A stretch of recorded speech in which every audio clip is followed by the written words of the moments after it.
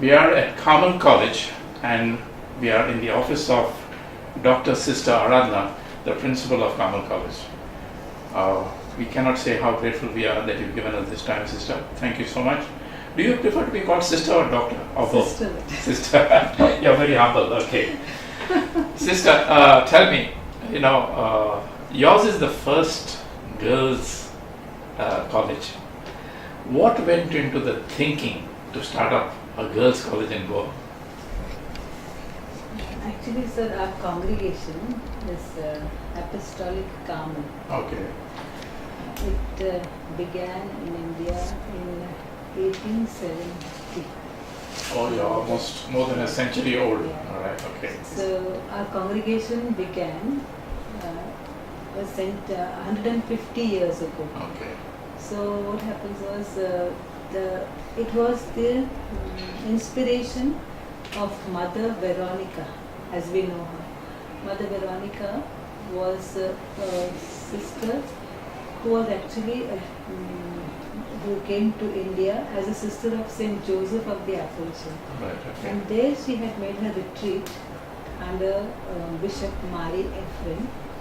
And there it was discovered that she had a vocation to Carmel. Right? Okay. And she felt Jesus telling her, I want you in Carmel. Now, when this was revealed to her, to Mary Ephraim, Father Mary, that time he was Father Mary Ephraim, he said, he realized that this is one gap which needs to be met in the Carmelite congregation. Okay. They had fathers, they who were OCD fathers, they had great Carmel sisters. Okay. But there was no tertiary, that order which has prayer as well as contemplation. That Okay. order was not there, yeah, existing.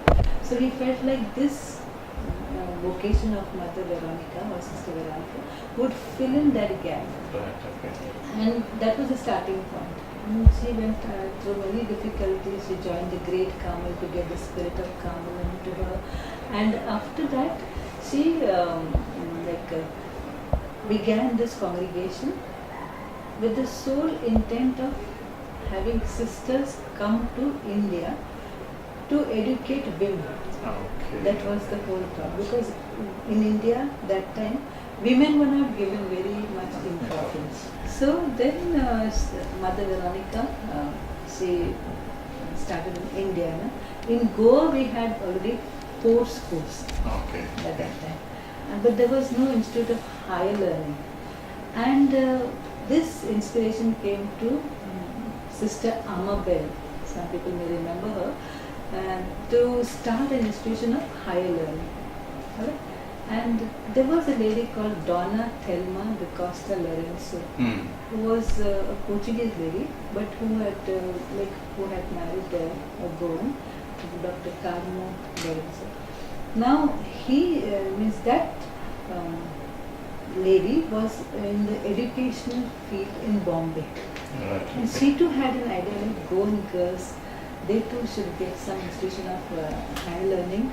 Otherwise they are going far away, they do not know what to do after their schooling. That's Schools right. we have, basic schools, but there are no higher education institution. So she and Sister Amabel, they were good friends, and kind of they came together on this one point. And their dream became one, they said. And she asked Sister Amabel, if I give you land, can you give me this something more in education? I would like you to give me something more. So that something more was this college. Okay, right. So that's how then this institution was set up.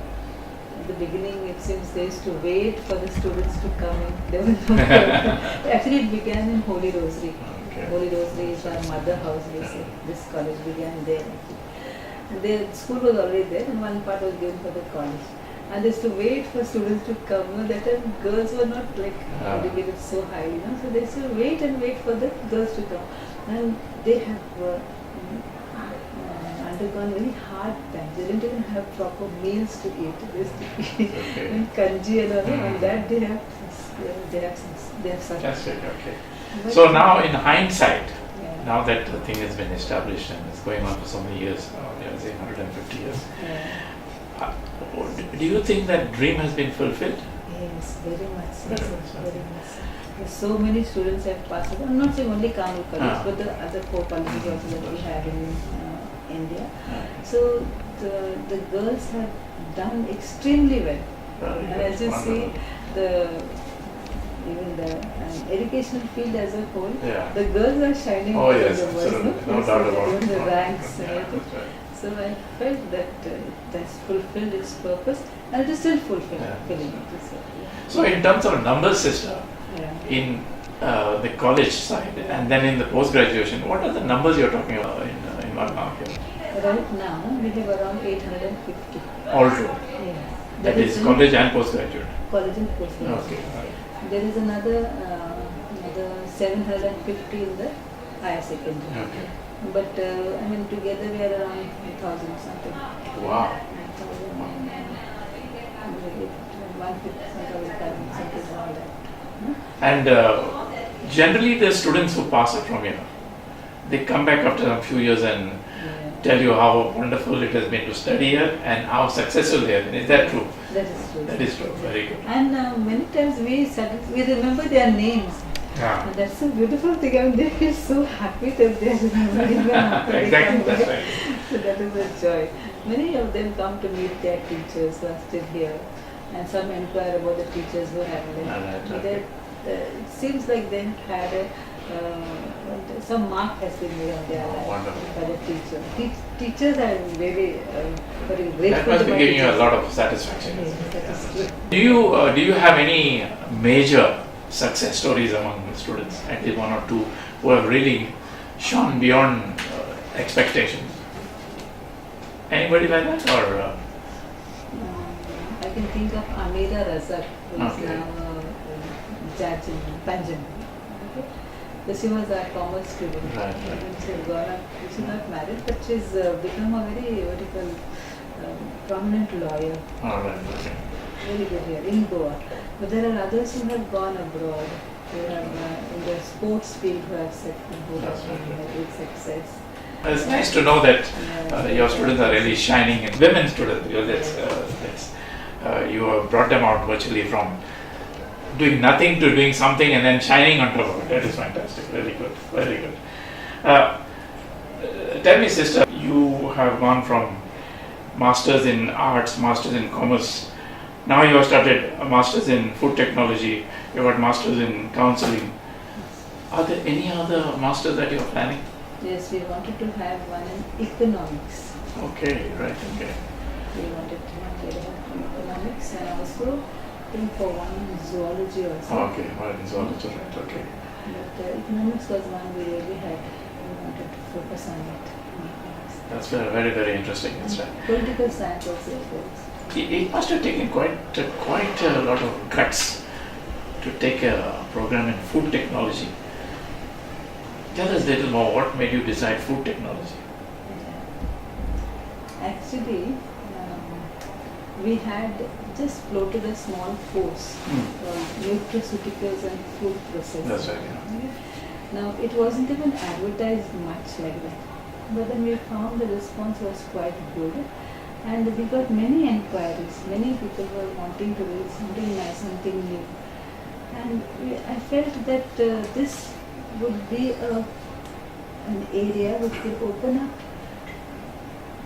avenues for jobs. That's right. That's right. Otherwise, they're only studying and they're not relating that to the real life. Yeah, exactly. situation. That's right, yeah. So I felt this way, if I start something, even the nutraceuticals I was taken up because food as medicine. No? Exactly, Something that's right. that was something new which I was really very much taken up by. Actually, I belong to the commerce Okay. field. But for me, this was very interesting. That's right. Then I said, why not? Let us try our hand at this MSc in food technology because we do not have. This was one of the gaps we could see that nobody has here in Goa. There is outside Goa, there are places where they have food technology, But in Goa as such, we did not have people Sure. who want to do MSc in that area, they have to go out. There is only one in the Polytechnic, Yeah. which is a diploma in technology. Diploma. But not a degree, not a degree. Degree. Okay. So Okay. let us try our hand at that. I'm sure it is going to do very well because considering the number of hotels here, the number of food in the outlets that are here in Goa, I'm sure it's going to do a lot of employment potential for youngsters. Sister, what about counseling? What made you go into counseling?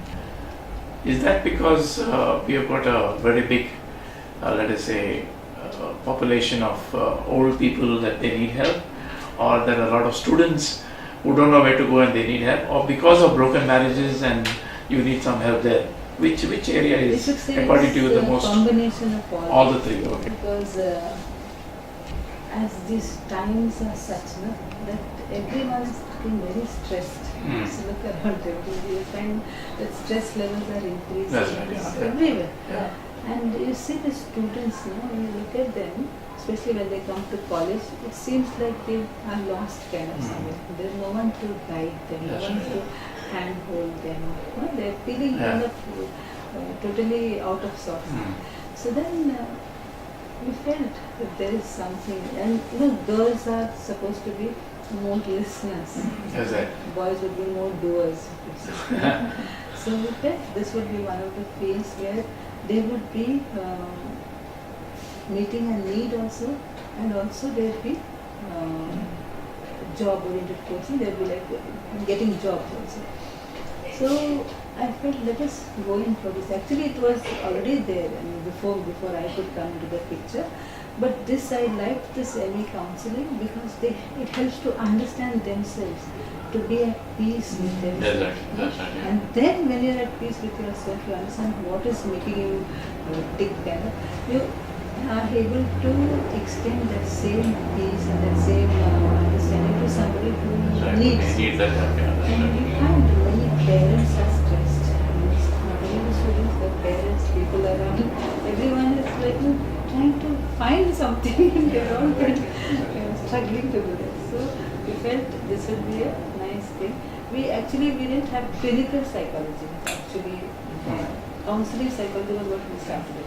But now this course has been just considered as MA in psychology, not necessarily counseling or clinical. The distinction has been, there is no distinction, but we just have it as counseling. The other day I was talking to the Goa University professor about this MA in MBA in hotel management, and he was saying that as part of their course they do a lot of certification courses, public speaking, PR, and entrepreneurship, etc. Many things that will enhance the person's personality to be able to perform better. Are you all also on the same lines of providing extra certification courses, short-term courses, which might help them to open up a little bit more in society and in their own lives? Yes, sir. That's what we are trying to do. Yeah. So we have story writing. Okay. Then there's communication, something That's spoken English. Like this kind of small short-term courses we have been focusing on. When we go to schools and etc., we find that, in fact, one of our groups come to your school. In fact, I've been coming to your school, higher secondary, almost for 10 years now, continuously, to talk to them about career opportunities and all that sort of. But one thing that we have found, that they cannot say a single sentence without the word like in it. They start with like, in between there's a like, there's another like, and there's another like. I find that very disagreeable for college students and higher secondary students to be communicating that way. I know it's in their own friend circle, it's fine, no problem. But when you are going for an interview or you're going for a major place where you're going to talk to senior people, you cannot use that word like. So what I'm saying is there some program to help them to improve communication skills? They have a subject, students have a subject called spoken English. Okay. Where they really have to face the class and speak what they would like to That's right. share with them. Mm. It's quite daunting. Exactly, it is very daunting. Because Yeah. you don't have that much of courage to say something in front of the whole class. Yeah. But then the teachers are going ahead with that because That's they right. say they must learn to talk, to Yeah. express themselves, to see what is within them and share that with those That's right. whom they like to talk to. So they have that. Then they have even story writing course. That then there are small courses like this to help them improve themselves. That's right. Okay. Even we had something stress management, that kind of courses. When there is our ex-student who has done dance, this thing, Okay. in the dance field. So through dance, she brings out That's right, many okay. things she uses that for the students for de-stressing. Yeah, and that's everything. right. Beautiful, Wonderful. That's beautiful wonderful. subject. Please, Mama, names. You know, there are a lot of old age homes and there are a lot of old people in Goa. One of the problems is dementia. They suffer from dementia, and some of these doctors are starting what is known as memory clinics. Are you all going to have that kind of a clinic for your counseling program as part of an enhancement of whatever they are studying? It would be a good idea. I Yeah. haven't thought about Yeah. it, sir, but I think it would be a good idea to How to help help the patients who older are about to population. lose their, they sometimes they can't remember where they kept their spectacles or where they kept a book or what they said at the last minute, that kind of thing. So these memory clinics are very, very useful. Okay. I think I could suggest that to my MA. Yeah. Okay. Good. Very good, sister. As of now, we had not thought about it. Yeah. Just something very, That's I right. perceive it could be something nice. Finally, this is a question about not only your higher secondary, but generally higher secondary students in Goa when they come to your college. How do you perceive their quality in terms of not only their studies, but generally? See, there are a few who have come from good schools. Maybe they are able to express themselves through words as well as in writing. But the majority, I find that they are struggling with English. To talk in Konkani, they are very good. Okay, that's right. Yeah. They can speak to one another, and if you tell them to speak something in Konkani, it's quite good. I think maybe because of that primary education has been in Konkani. That's right, correct. Yeah. That's So their grasp of English is not that strong. That is one point. Then as after primary, they have been, the studies have been in English. That's right. So that English has, just for study purpose, it is, they have taken it. But more than that, I would like them to read. Their reading has gone down very badly. I mean, gone down and not started only looks like when we were young, we used to read such a library was my happiest place. I just love to go and curl on the sofa and read something. But the reading kind of is reduced. Is that because of this smartphones and TV and those kind of things? Constantly the taka taka taka. Yeah, exactly. That's So right. it could be that they are really. To us, it seems like waste of time, no? Yeah. It could be a means of communication, like keeping in touch with their friends. Yeah. But what's the point of just having those mobile friends? Yeah, that's right. Many times it is just like to keep an image of yourself That's before right, your yeah, friends. absolutely. And for that you can see the selfies. Exactly, that's all right, the yeah. time. So I am like you said, this time I am here, I am there. Just to sharing, what about your real self? What about what you are Exactly, doing? that's Can you right. sit down with somebody and talk to them? Can you just share what is in your heart with somebody? But it's a big no. They're scared actually to tell what they have to say. So, sister, sorry to ask you a very blunt question. Are you all actually doing something to improve that? Because from here, college or masters, they go straight into jobs. And if they can't communicate, they lose out. Of course, one would say that if people come from, say, Karnataka or some other state, their English may be worse than our students. But it doesn't give them entrance into the better institutions, better industries. What are we as the educational institute doing to help them in that regard? Like no assignments that we give them. And the assignments are not just copy paste something. Many times the assignments are like creative to make them think, Yes, to right. Yeah. make them express what they would like to do, what is in their heart, what they have observed somewhere, so that they can write that out in their own words. They can, it is actually their own, it is not somebody else's what they have taken and just put there. So the assignments are worded like that. Then we have elocution contest, like That's right. the orator contest. And for that is one of the major activities where many participate, but it is attended also, it's well attended also. Sometimes participation is there, That's but right. then, those who are not participating, they wander around. But here, orator contest is well attended. We have a very strong English department, which is keeping in touch with what is happening in day-to-day circles. Like we have the blogging going on, Okay, there right. are Yeah. all these things which are dear to the students. We utilize the phone and the computer in areas that they know and bring them out to be able to contribute a lot Okay, from their right, heart right. that way.